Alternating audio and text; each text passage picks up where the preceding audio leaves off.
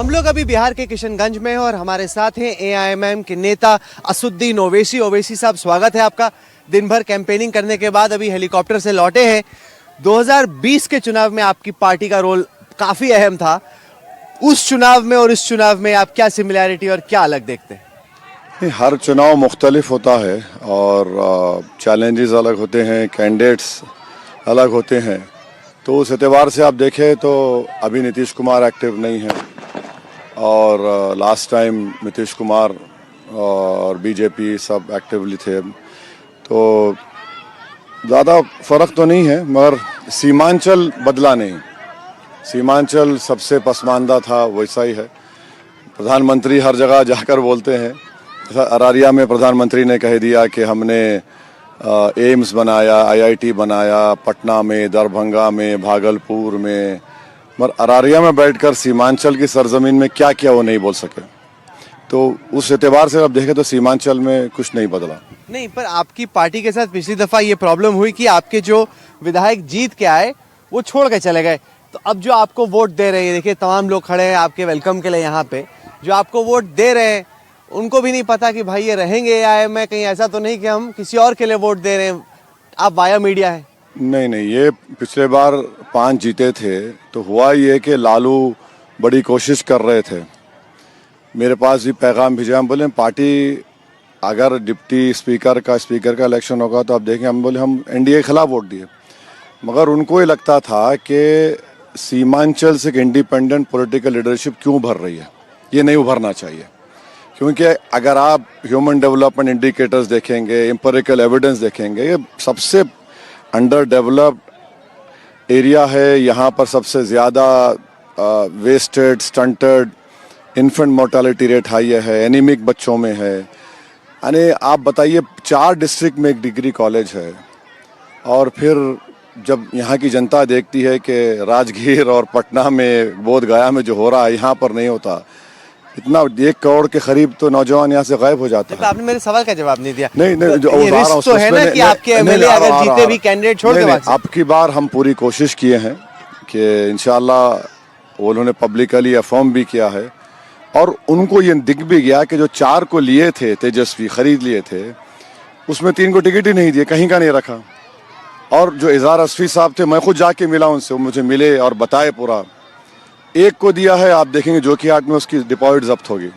वहाँ से एमआईएम का मुर्शिद जीतेगा इंशाल्लाह। नहीं, बट एक और चैलेंज ये भी तो है, जैसे पिछले इलेक्शन में चर्चा हुई सर कि अगर एआईएमआईएम ने सीमांचल के इलाके में महागठबंधन का खेल नहीं बिगाड़ा होता तो तेजस्वी और आरजेडी का बेटर चांस होता। अगर आप सेक्युलर फोर्सेस की बात करते हैं तो आप तो उन्हीं का काम अभी भी बिगाड़ रहे हैं। पिछली बार हम अभी बोल रहे हैं कि ये बिगाड़ना का जो लफ्ज है ये बड़ा फ्यूडल है। एक जमींदारी, जागीरदारी की बात होती है। भाई आप ये कहना चाह रहे हैं कि 15 साल एक परिवार का मुख्यमंत्री तो बेटे के लिए भी कर दें। हम ये कह रहे हैं कि जब देखिए, अगर आप 75 साल की बिहार की पॉलिटिक्स देखेंगे तो बीजेपी, कांग्रेस, नीतीश कुमार और लालू परिवार, आपने किया क्या? और खेल बिगाड़ने की बात ये फ्यूडल है। दूसरी बात, हम तो बोल रहे कभी बिठा दो राहुल कंवल के साथ सामने, हमारे को जो बोलते हैं, इल्ज़ाम लगाते हैं, 5 मिनट में भाग जाएंगे। कैसे भागेंगे? कैसे? डेटा है हमारे सामने। नहीं, तो काम तो आपने बिगाड़ा ही ना। काम देखिए 19 सीट पर हम कुशवाहा साहब के अलायंस में थे, अब कुशवाहा वहां पर है। 5 हम जीते, 9 गठबंधन जीता हमारे खिलाफ और हमें इतने वोट हम नहीं लिए कि बीजेपी जीत जाती, और 6 एनडीए जीता। इतने वोट नहीं थे कि वो हार जाते। तो ये सब बकवास है। ये हर समुदाय की लीडरशिप बिहार में है। 17% में 2% निकाल दीजिए अपर कास्ट मुसलमान, 15%। सबसे बड़ा कास्ट तो यही है और उसी की लीडरशिप नहीं होना बोलते आप। यादव 14% है, 36% टिकट देते आप। 3.5% मल्ला है, वो बोलता मैं उप मुख्यमंत्री होऊंगा। बीजेपी का चार्ट आपको दे देते हैं प्रोग्राम के बाद। हर कास्ट को बीजेपी ने देखकर दिया है, अपर कास्ट से लेकर ईबीसी से लेकर सिवाय मुसलमान के। तो ये क्या है फिर? ये आप जब सामाजिक न्याय की बात करते हैं, सबका साथ, सबका विकास, सबका विश्वास, तो ना ग्राउंड पे कुछ होता ही नहीं है। नहीं, मैंने ये देखा जैसे जब हम लोग ट्रैवल कर रहे थे कि यहाँ की जो युवा मुसलमान है उनको लगता है चलो कोई तो है जो हमारी बात बोलता है। उनको लग रहा है कि चूंकि बाकी लीडर्स जिस भी वजह से मुस्लिम कम्युनिटी की बात नहीं करे, तो आपको लग रहा है कि एक पैन मुस्लिम आइकॉन या पैन मुस्लिम नेता बनने की दिशा में जो आपकी कोशिश थी पिछले कई सालों में, वो अब थोड़ा आगे बढ़ी है? नहीं राहुल कंवल साहब, ये आपका गलत समराइज कर रहे हैं, तज्जिया कर रहे हैं। मैं अपनी ज़ात के लिए नहीं कर रहा हूँ, ये कोई पॉलिटिकल पॉइंट स्कोर करने के लिए नहीं कह रहा हूँ मैं। मेरा मानना ये है कि भारत की डेमोक्रेसी, लोकशाही मजबूत होगी जब सब सेक्शंस की एक आवाज़ है। और एक अल्पसंख्यक समाज की आवाज़ क्यों नहीं होगी, क्यों लीडरशिप नहीं होगी? होना चाहिए, और ये कोशिश हम कर रहे हैं, इसमें कोई गुनाह नहीं है। पर आपके पास तो ये ऑप्शन था गठबंधन के साथ अलायंस करने का। उनके कई नेताओं ने बोला कि आपको ऑफर दिया कि आ जाओ सेक्युलर फोर्सेस को एक करते हैं। बैकग्राउंड ये है कि बिहार के मुस्लिम इंटेलेक्चुअल्स, बिहार के इस्लामिक स्कॉलर्स, बिहार के दरगाह के लोग, ये सब आकर अख्तर उल ईमान स्टेट प्रेसिडेंट से कहे कि आप क्यों नहीं जाते गठबंधन में, और वो इसी नहीं चाहता। वो मुझे फ़ोन लगाया, उन्होंने समझा अख्तर भाई उनसे लिखा लीजिए, जो वो कंटेंट लिखेंगे लिख कर लेटर लिख के दे भी जा देंगे हम। फिर लेटर लिख दिया हमने इंडिया अलायंस के सीपीआई, एमएल, कांग्रेस और आरजेडी को। अब आप बताइए, घर में अगर बाप होता है तो बुजुर्ग की, तो इन्होंने कहा कि तेजस्वी ने हमको नहीं मिला, हमने उनको भी दे दिया भाई, और क्या कर सकते हैं? 6 सीट दो, 5 तो हम जीते थे, एक बाई इलेक्शन जीते थे, मंत्री मत दो, एक सीमांचल डेवलपमेंट काउंसिल 371D में बनाइए और कम्युनिज्म फैसिज्म को रोकिए। मैं क्या कर सकता हूं? अब वही लोग जो कल तक ये समझते थे कि ओवैसी नहीं चाहता, आज वो खुद नाराज हैं। उनको मालूम हुआ है कौन बीजेपी को रोकना चाहता है और कौन बीजेपी को लाना चाहता है। ओवैसी साहब, इस इलेक्शन में आपके लिए स्टेक पर है क्या? क्योंकि अगर आपके मैक्सिमम कुछ विधायक जीत भी गए, वो भी एक रीजन में, आप सरकार बनाने की स्थिति में तो है नहीं। देखिए, हम जीडीए अलायंस बनाए हैं, चंद्रशेखर आज़ाद की आज़ाद समाज पार्टी है, हम हैं, स्वामी प्रसाद मौर्य है, और अगर हम लोग, यहाँ की जनता हमारे को अपने समर्थन से नवाजती है, हमको जो उम्मीद है अच्छे खासे अगर हम सीट जीत गए तो फिर खेल ही अलग हो जाएगा ना। तो अच्छी खासी सीट जीतने की स्थिति में आप लोग हैं कहाँ पे? प्रैक्टिकली स्पीकिंग पिछली बार 5 थे, इस बार थोड़ा ऊपर थोड़ा नीचे। हम भी हैं, दूसरी और पार्टियां हैं। मधु कोड़ा एक आदमी बन के सीएम बन सकता है, तो ये इसको रूल आउट मत करिए। ये 14 तारीख के दिन शाम में 5 बजे आपके चैनल पे आऊँगा, मैं आपको बताऊँगा। जब अभी इसको ये बोलना कि नहीं 5 से कुछ 7 हो जाएगा, नहीं। खेल अब 7 का नहीं है, खेल ये है कि कोशिश ये करें कि पटना में इख्तिदार पर आए, ये पूरा कोशिश यही है। बैकडोर एंट्री होगी या नहीं? बैकडोर एंट्री होनी चाहिए, एंट्री होनी चाहिए। आप नाक को ऐसा पकड़िए, वो सवाल उसका नहीं है। जाहिर है कोशिश कर रहे हैं, हमको उम्मीद है कि ऐसा होगा, क्योंकि देखिए ये जो मिजाज बना दिया गया है ना कि सब हो सकता है, ये नहीं हो सकता। क्यों नहीं हो सकता? हम तो कह रहे हैं कि सीमांचल का बेटा मुख्यमंत्री बनेगा, लोग उसको यकीन किसको बनाएंगे आप मुख्यमंत्री? अभी तो कौन है बेटा? कोई भी नहीं बोलेगा, बिना कोई नहीं बोल रहा है आपको अभी भी। कोई पार्टी का देखते हैं, अच्छे आदमी को बनाएंगे, मौका मिला तो इंशाल्लाह। चलिए आइए आगे से चलते हैं आगे।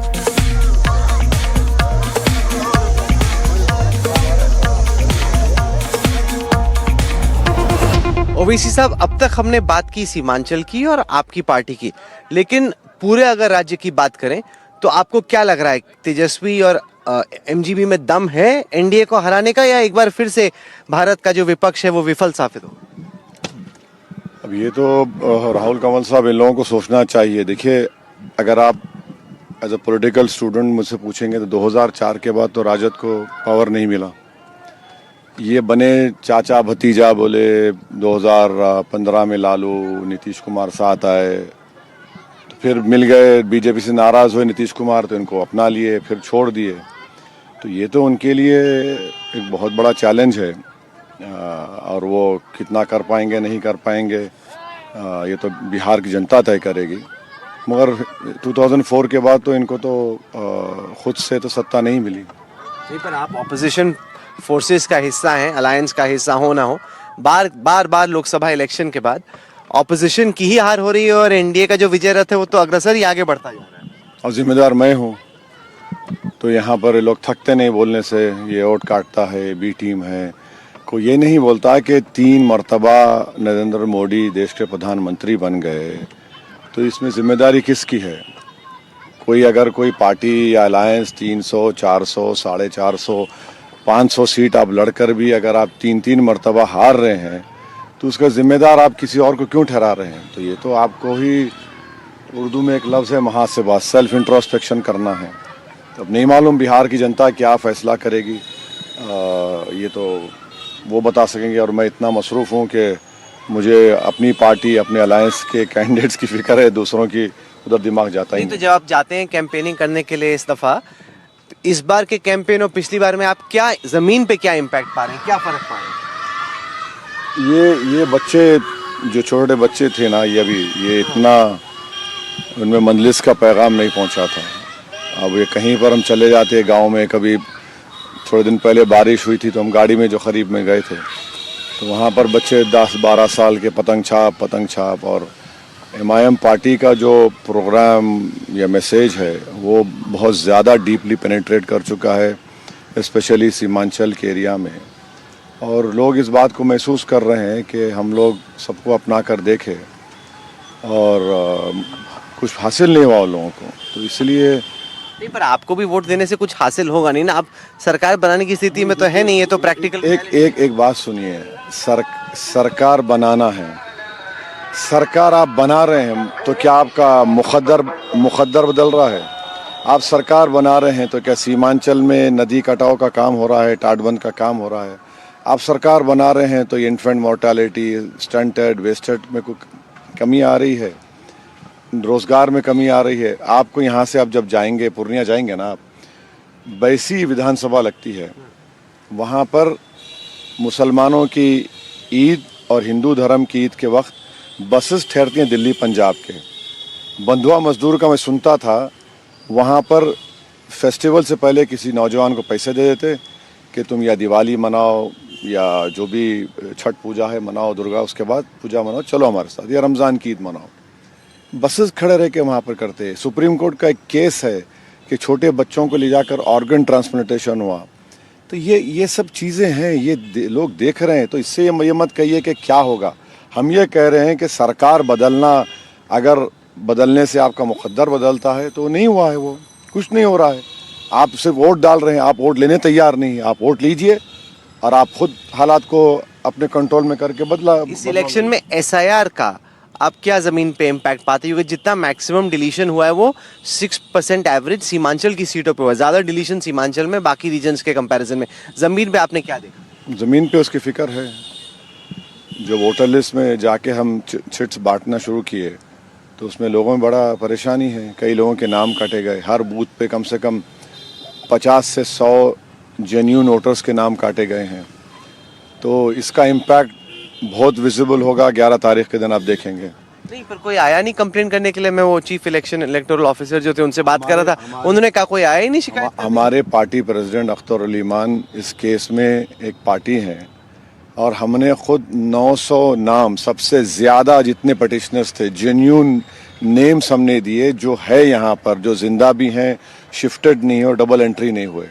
क्योंकि इतना कम टाइम था राहुल कंवल साहब, ये पूरा 95% रूरल एरियाज़ है और ये ह्यूमनली पॉसिबल नहीं है कि उतने कम टाइम में आप उस पंचायत में जाए। एक पंचायत में 12 से 13 वार्ड होते, इतने कहाँ जा सकेंगे हम। तो हमने एक कॉन्स्टिट्यूंसी को चूज़ किया हमारे स्टेट प्रेसिडेंट की, वहाँ पर तो ये निकला कम टाइम में। तो यकीनन इसका इम्पैक्ट है और इसका विजिबल इम्पैक्ट नज़र आएगा पोलिंग के दिन, आप देखेंगे। नहीं, पर अगर बहुत ज्यादा लोग होते जिनका वोट का अधिकार कटता तो वो आते ना, शिकायत करते, सोशल पे बाइट डालते, डिजिटल पे कुछ करते, मीडिया के सामने। नहीं, मैं समझ रहा हूँ आपका क्वेश्चन बड़ा फेयर है। मगर जब 1 करोड़ नौजवान पलायन कर चुका है सीमांचल का, जो यहाँ पर रहता ही नहीं है, और पूरा घर बार का इंतजाम एक महिला के हाथ में है, ज़ईफ बुजुर्ग लोगों के हाथ में और बच्चे हैं, तो आप उतना पार्टिसिपेशन कैसा देख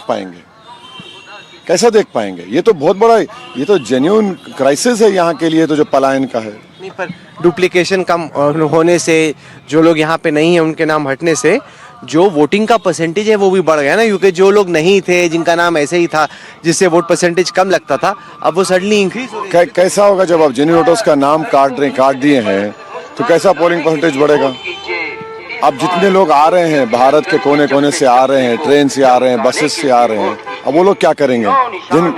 माने उनके लिए 1 महीने की तनख्वाह को खर्चा करके यहाँ पर आने के लगता है, तो उनका क्या हो, कैसा पोलिंग परसेंटेज बढ़ेगा जब जेन्युइन वोटर्स के नाम काट देंगे आप?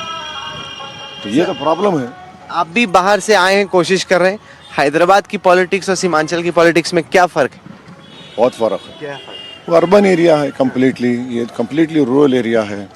वहाँ पर आप 1-2 दिन के 3 दिन के कैंपेन में कम से कम एक विधानसभा का 50% एरिया कवर कर सकते हैं, 40%। यहाँ पर तो आपको तो एक कोना है, दो, यानी बहुत ही अलग चैलेंज है, बड़ा ही। आप भी तो अंग्रेजी बोलने वाले बैरिस्टर हैं, आप भी मतलब शहर के लिए बेटर है या गांव के लिए ठीक है?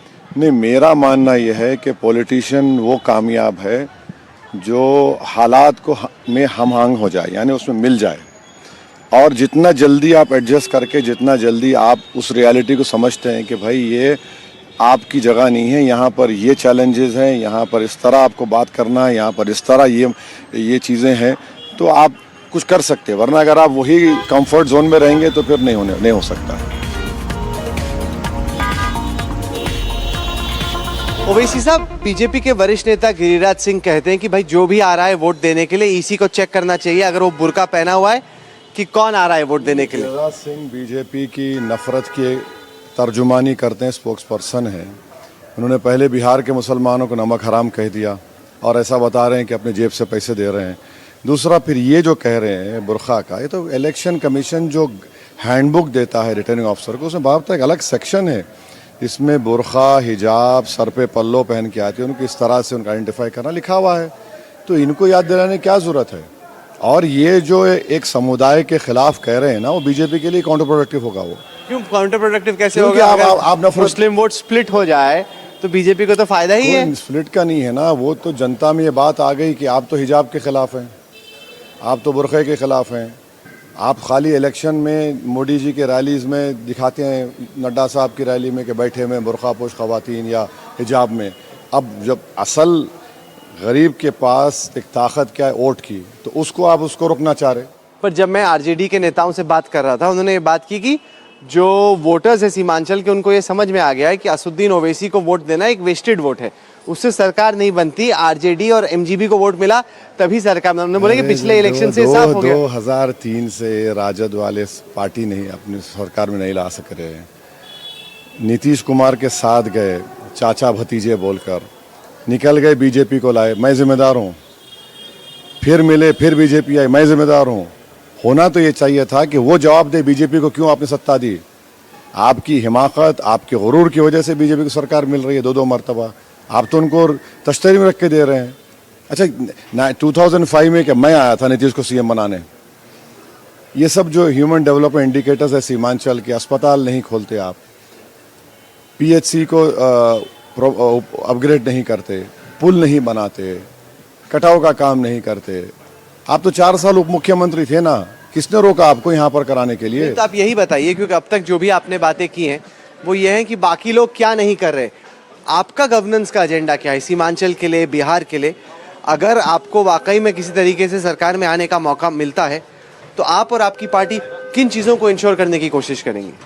पहले काम होगा एजुकेशन के ऊपर, प्राइमरी एजुकेशन, फिर हाई स्कूल्स, फिर एक सेंट्रल यूनिवर्सिटी हो, स्टेट यूनिवर्सिटी हो, डिग्री कॉलेजेस हो। दूसरा होगा यहाँ पर ख़वातीन के लिए अस्पताल, बच्चों के लिए अस्पताल। तीसरा होगा ये जो नदी कटाव का काम है, ये बराबर इसको रोका जा सकता है। इससे जो ज़मीन बह जाती है 100 एकड़, उसको रोका जा सकता है। इंडस्ट्रीज़ को लाया जा सकता है। और किसानों के लिए जो ख़रीदी का सेंटर है, उनको उसकी कीमत नहीं मिलती। अनानास उगता है, चाय उगती है, मेज़ है, चावल है, क्या क्या नहीं होता यहाँ पर। और 5वां, पानी में यूरेनियम है यहाँ पर। और सबसे ज़्यादा महिलाओं को कैंसर हो रहा है, तो कैंसर का एक सेंटर खुलना चाहिए। हम ये पूछना चाह रहे हैं कि भाई पटना के अतराफ में, राजगीर में आपने सब कुछ खोल दिया, यहाँ पर क्यों नहीं खोलना चाहते आप? क्या नफरत है? क्यों नहीं खुलता आपके हिसाब से? नफरत है और क्या है? नहीं, ऐसा नफरत बिल्कुल है। पूर्णिया में खुला तो सही एयरपोर्ट। अरे एयरपोर्ट देखिए, एयरपोर्ट खुला कितने बरसों के बाद। सड़कें बेहतर हो गई। नहीं, कहाँ बढ़ गया? आप जाइए। थोड़ी तो बेहतर हुई है पहले से। मैं भी बिहार बहुत साल से अरे आ रहा हूं, उसकी पहले की तुलना में तो आप हैदराबाद की सड़कों से कंपेयर करेंगे तो अलग। हैदराबाद नहीं, मैं 11 साल से यहाँ पर आ रहा हूँ। सिर्फ चुनाव में हेलीकॉप्टर होता, गाड़ी से सफ़र करते हैं। पटना से आते हैं यहाँ पर, बागडोरा से यहाँ पर आते हैं, यहाँ से पूर्णिया जाते हैं गाड़ी में। कौन सी रोड? आप कभी इंटरनल रोड्स पे जाइए, बलरामपुर जाइए, बरसोई के पास जाइए, आप ताज्जुब करेंगे भाई क्या है, बिजली कहीं नहीं है। फ्री बोल रहे 125 200 यूनिट, 5 4 घंटे बिजली नहीं होती यहाँ पर। तो ये सब चीज़ें हैं, बिल्कुल इसको नज़रअंदाज करके रख दिया गया। इतना हाई डेट है यहाँ पर, इनकम क्या है यहाँ पर कैपिटा इनकम तो बिहार का सबसे कम है, यहाँ उससे ज़्यादा कम यहाँ पर है। तो ये सब चीज़ें सीमांचल के लिए किया जा सकता है। कोई आपको एडिशनल रिसोर्सेज नहीं, जो रिसोर्सेज है उसको इस्तेमाल करो, काम होगा बराबर।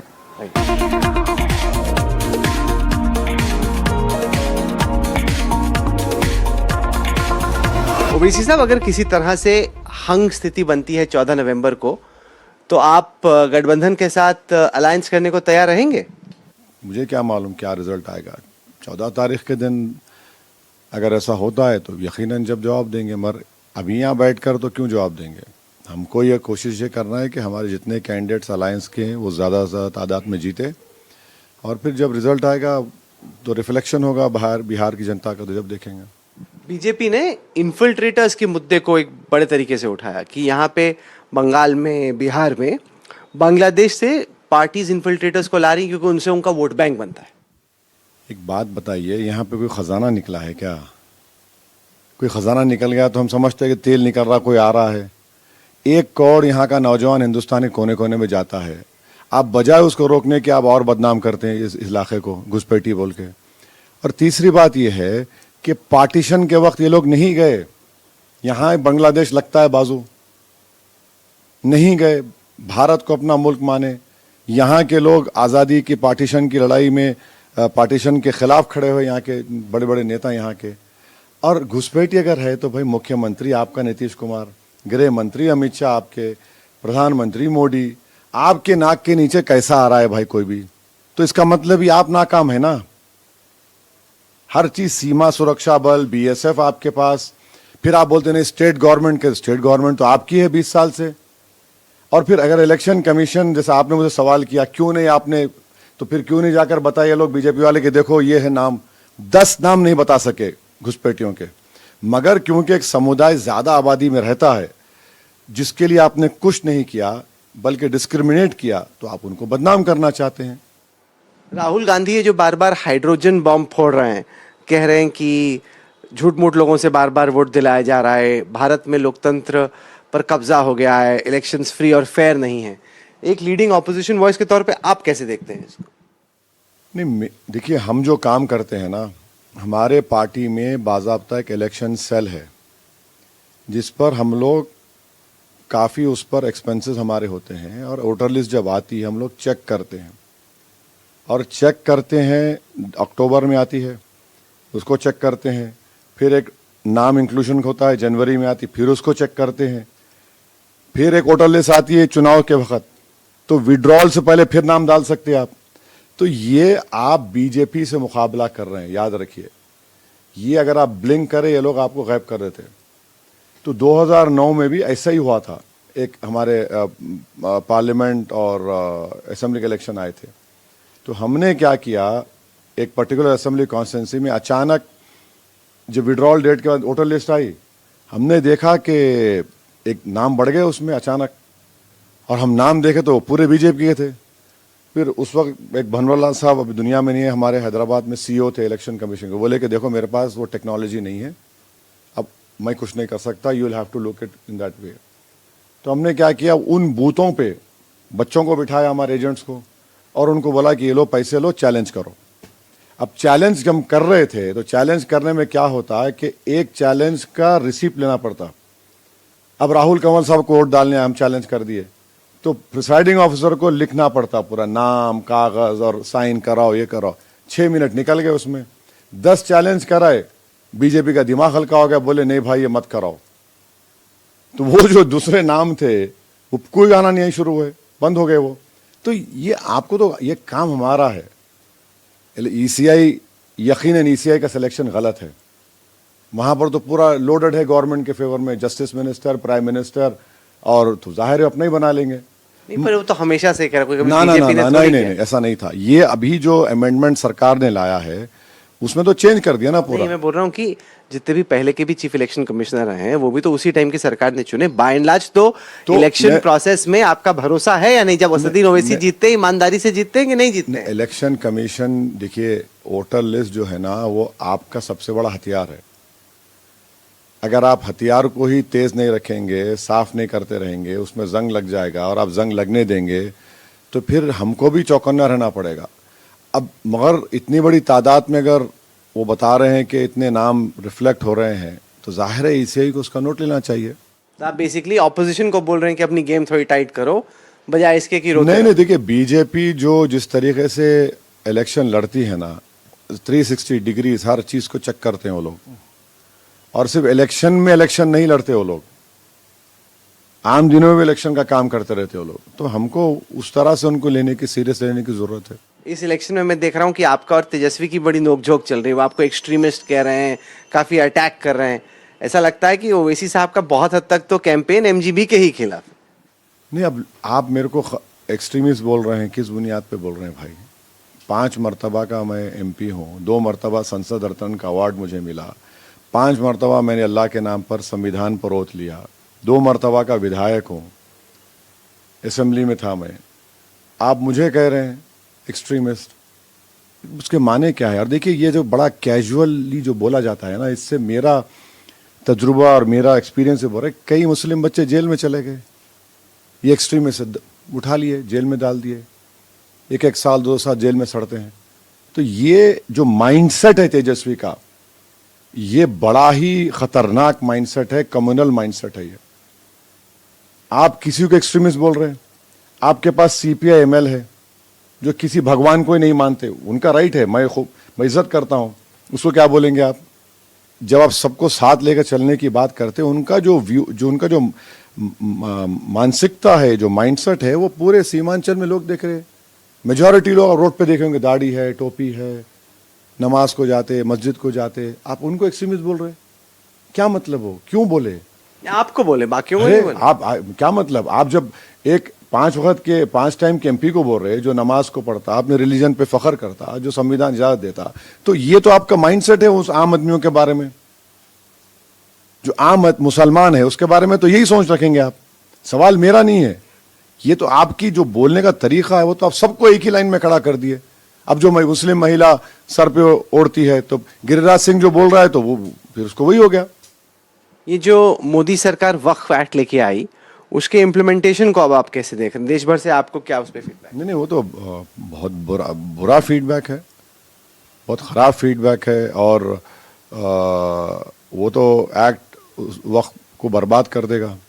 कोई वक्फ अब नया वक्फ नहीं होगा, जितने वक्फ है। क्यों नया वक्फ क्यों नहीं होगा? जिसको डोनेट करना है वो भी करेगा। आप कलेक्टर या डेजिग्नेटेड ऑफिसर को पावर्स दे रहे हैं और आप ये कह रहे हैं कि अगर कोई अब्दुल रहमान अपनी प्रॉपर्टी वक्फ औलाद कर रहा है, वो नहीं कर सकता अगर उसको बेटी है, क्योंकि आप बेटी का हक मार के नहीं दे सकते। ये कौन से धर्म में लिखा हुआ है कि मैं अपनी प्रॉपर्टी को ईश्वर के नाम पे, अल्लाह के नाम पे या किसी डीटी के नाम पे दे देता हूं? उसमें औलाद कहां जाती है? मेरी प्रॉपर्टी है भाई, मगर आप लगा दिए तुग्गा, ये वक्फ औलाद नहीं होगा। दूसरा, मैं वक्फ करने जाऊंगा तो उसमें collector can call for objections. अब कोई भी ऑब्जेक्शन डालेगा, जाहिर डालेगा, वो एक रुक जाएगा। पर मिसयूज भी तो हो रहा था। ये कहाँ तो बहुत misuse? देश के अलग अलग जगहों में कि मतलब जो आप एग्जाम्पल मुझे 20 से बढ़ के नहीं दे पाएंगे। चलिए मैं आपको बता, मैं कमेटी का मेंबर था, राहुल कमल साहब, मैं 128 पेज की डाइसन रिपोर्ट दिया हूं। आप 20 से ज्यादा एग्जाम्पल्स नहीं दे सकते। जब आप 4 लाख एकड़ बोल रहे हैं और आप 20 एग्जाम्पल्स दे रहे हैं, भाई ये तो फिर इसका मतलब ये है कि फिर मर्डर क्यों हो रहा है? आप 3.5 लाख एकड़ प्रॉपर्टी है और 20 एग्जाम्पल्स दे रहे हैं। मैं कह रहा हूं बताओ, मैं ये कह रहा हूं कि अच्छा, सर्वे करने की जिम्मेदारी स्टेट गवर्नमेंट की है। 14-15 स्टेट तो सर्वे ही नहीं करे, वो तो स्टेट की गलती है, वक्फ बोर्ड की कहां गलती है? मैं ही नहीं करूंगा, नहीं हमारे एग्जाम्पल्स बताइए। 20 से 22 से बढ़ के नहीं बता पाएंगे आप। ये अलग बात है कि आपको नफरत है। अब मिसाल के तौर पर वक्फ बोर्ड में आप 3 नॉन मुस्लिम बोल रहे, अब यहां बोध गया है, बोध गया में बुद्धिस्ट बोल रहे हम रहेंगे, हिंदू बोल रहे हम, तो अब 2 को रख रहे आप, वहां झगड़ा है। हिंदू एंडोमेंट बोर्ड बिहार में है, कोई बन ही नहीं सकता हिंदू से हटकर। अच्छा, हिंदू के डेफिनेशन में आर्टिकल 25 में हिंदू है, सिख है और आपके जैन है और बौद्ध है, मगर यहां पर कहते हैं कि सिर्फ हिंदू होगा। मैं आपको बता रहा हूं कि संभल की मस्जिद का केस बड़ा मुश्किल पैदा हो जाएगा इस एक कानून के बाद। आप हरियाणा, पंजाब में जाइए, वेस्टर्न यूपी में वक्फ इवैक्यू प्रॉपर्टीज हैं, वक्फ की प्रॉपर्टी नहीं रही, अब वो हो गई प्रॉपर्टी गवर्नमेंट की। एएसआई प्रोटेक्टेड मॉन्यूमेंट है 100 साल पुरानी, मॉन्यूमेंट का प्रोटेक्शन उनकी जिम्मेदारी थी, वक्फ बोर्ड ओनर था, अब वक्फ बोर्ड से निकल गई, एएसआई मालिक बन गया, उसका वक्फ बोर्ड का कहां फायदा हो रहा बताइए आप मुझे। तो इस तरह से आप कर रहे हैं तो वक्फ को बचाने के लिए नहीं किया जा रहा है, इसका बहुत बुरा इंपैक्ट होने वाला है। अच्छा सर, ये पॉलिटिकल सवालों से इतर मेरा एक सवाल है, ये आप शेरवानी पहन के घूमते हैं, मैं हमेशा सोचता हूँ इनको गर्मी नहीं लगती क्या? क्योंकि जब भी कोई शेरवानी पहनता है ज्यादा इसमें कोई लाइनिंग नहीं है, इसमें कोई पैडिंग नहीं है, कुर्ते की तरह है। अब आप मोदी जी की तरह मत कहिए कपड़े देखकर पहचानो, तेजस्वी पहचान लिया हमको कपड़े देखकर। ये पर कुछ करना पड़ेगा, ये आपकी शेरवानी मुझे लग रहा है ऐसे नहीं, मैं आपको सिलाऊंगा, हाँ टेलर से सिलवानी पड़ेगी। हाँ, मैं अच्छा सिलाऊंगा आपके लिए, क्योंकि जब हम शेरवानी पहनते हैं बहुत गर्मी लगती है, आप तो दिन भर शेरवानी नहीं, इसमें है ही नहीं कुछ भी, एक नॉर्मल कॉटन का कपड़ा है, आप डाल लीजिए, खत्म हो गया। सर्दी के दिनों में अंदर एक स्वेटर पहन लीजिए, काम चलता अपना, कुर्ता पैजामा है और क्या है, सुकून का है। अब देश की आइडेंटिटी है ये, सूट बूट तो पहनना तो हो ही नहीं सकता अपने से, क्या है इसमें, कुछ नहीं है, चलेगा। चलिए, आप सुबह से कैंपेनिंग कर रहे हैं, फिर भी जोश आपका हाई है, आप जुड़े हमारे साथ यहाँ से, बहुत शुक्रिया राहुल साहब, बहुत तकलीफ उठा के आए, आपका बहुत बहुत नहीं, आपसे वक्त बताने का मौका मिला, हमारी नेक तमन्ना है आपके साथ, नई जिम्मेदारी, नया चैलेंज आपको मिला है, बहुत बहुत शुक्रिया, थैंक यू।